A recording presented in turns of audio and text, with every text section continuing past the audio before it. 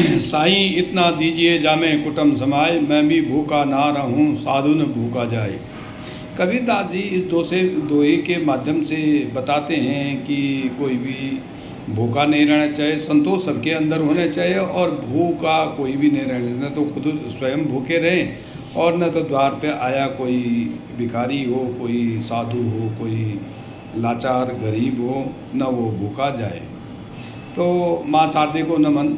साहित्यिक सचेतना के सभी प्रबुद्ध शासनकारों, साहित्यकारों और सनातन प्रेमियों को राय सिंह भंडारी का हार्दिक अभिनंदन। जैसे कि मैं आप लोगों को बार बार बताता हूँ कि साहित्यिक सचेतना एक ऐसा मंच है जहाँ पर अपनी रचना को दे करके साहित्यकार, रचनाकार सनातन धर्म के प्रचार प्रसार हेतु रोचक सामग्री देते हैं, जिससे कि सनातन धर्म का चौमुखी विकास हो सके। तो आज का निर्धारित विषय है भूख। भूख असल में क्या है? ये भूख की अगर हम भूमिका देखें तो भूख एक 5 आवेगों में से एक आवेग है। आप निंद्रा, क्रीड़ा, भूख, प्यास, जिजीविषा, ये सारे पांच आवेग हैं। उन 5 आवेगों में जो ये भूख है वो भूमि तत्व, पृथ्वी तत्व पर आधारित है।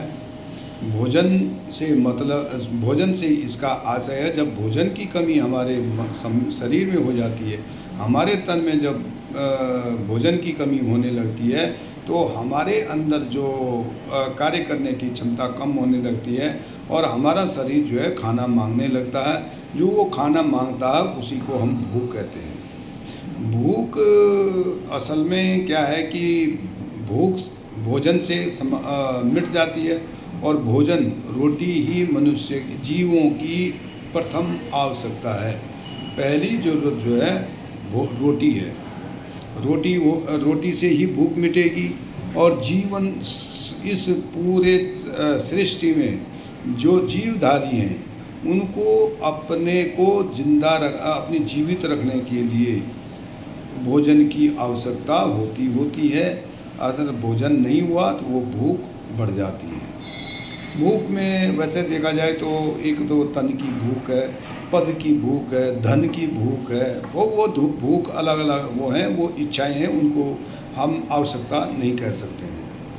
अब आ जाती है इसकी आज की विधा के अनुसार। आज की विधा है लघु कथा।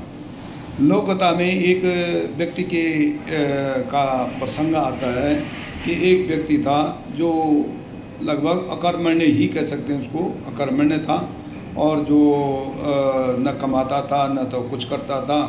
अपना सुबह उठ करके और अपना नहा धो करके और गांव के पास में चौपाल के पास एक नीम का पेड़ था, नीम की छांव में बैठ करके सारा दिन गुजारता था। शाम को, रात को आकर के और अपना घर में भोजन करता था। तो ऐसे उसके साथ उसकी एक पत्नी थी, बेटी थी और बेटा था।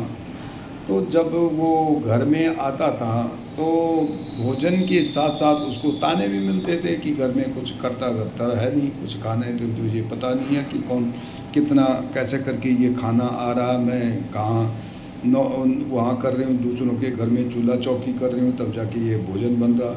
तो ऐसे करके वो इन तानों से वो छोड़ देता था भोजन। फिर दोबारा वो भोजन कभी ऐसे ही भोजन करने के लिए बैठता था तो वो फिर दोबारा यही करता रहता था। तो इस ढंग से करते करते उसको बहुत दिन हो गए और बहुत दिन व्यतीत होने के बाद यही उसकी दिनचर्या में, उसकी सेहत पे, उसमें कोई फर्क नहीं पड़ता था।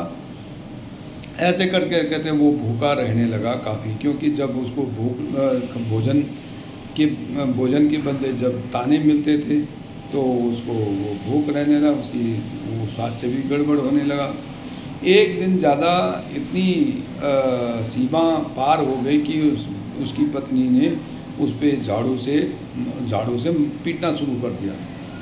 उस दिन उसने उठा और घर से बाहर चल कर के और घर को वापस कई दिनों तक वापस घर नहीं मुड़ा। तो उसकी बेटी तो व्याकुल तो थी, लेकिन पत्नी और बेटे के सिर पे कोई मतलब उसकी कोई फर्क नहीं पड़ रहा था उनके मन में। तो कहीं दूसरे किसी गांव में पड़ोस के गांव में कोई नेताजी आ रहे थे। नेताजी भाषण दे करके चले गए, तो उनके जो सभा के लिए जो लोग बैठे थे जनता, तो जनता के लिए भोजन का भी इंतज़ाम था। तो भोजन करते करते करते जब भोजन वाला जो है सभी के पास जा करके भोजन की थाली दे रहा था, तो उसे सामने एक दूर के एक पेड़ की छांव में एक आदमी दिखाई दिया। तो उसने कहा भाई इसको भी भोजन दे, हो सकता भूखा हो। तो वहाँ पे गया, उसको भोजन के लिए पुकारा, लेकिन उसकी कोई आवाज़ नहीं आई। तो उसने बुलाया तो उसकी गर्दन एक तरफ से लुढ़क गई। तो उसने देखा, उसने चिल्लाया, अरे भाई क्या हो गया क्या हो गया। जैसे ही उसने बोला तो सारी भीड़ धीरे धीरे भीड़ वहाँ पे इकट्ठी हो गई। तो वहाँ पे उसका परिचित का भी कोई आदमी था। उसने परिचित ने जब उसको देखा और उसके नसें टटोली तो नसें बंद थी। तो उसको भी बड़ा दुख हुआ। उसने उठा करके जब घर ले गया तो घर में पत्नी और बेटे को तो कोई ज़्यादा उसमें अंतर नहीं पड़ा, लेकिन बेटी ने रोते रोते बुरा हाल कर दिया। खैर जो भी है, तो ये कहानी ये बताती है कि भूख से व्यक्ति का क्या हाल होता है और व्यक्ति की आत्मा तन से पृथक हो जाती है। ये भूख का वो है, लौकता है। धन्यवाद। राय सिंह भंडारी, गुड़गांव।